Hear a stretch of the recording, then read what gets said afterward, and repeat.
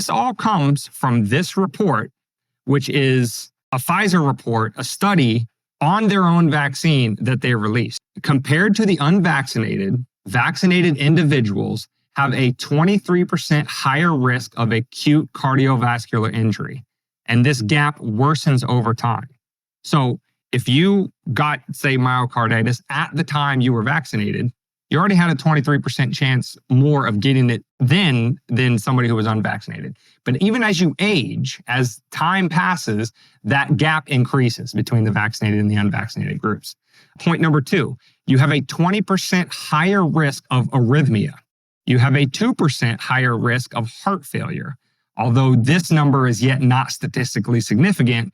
But if it tracks the same thing as acute vascular injury, that over time, this gap will widen and it will at some point become statistically significant.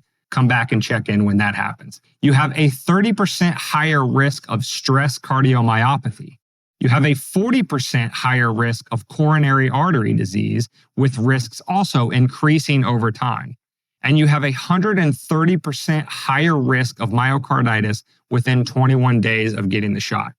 So again, this all comes from this report, which is a Pfizer report, a study on their own vaccine that they released.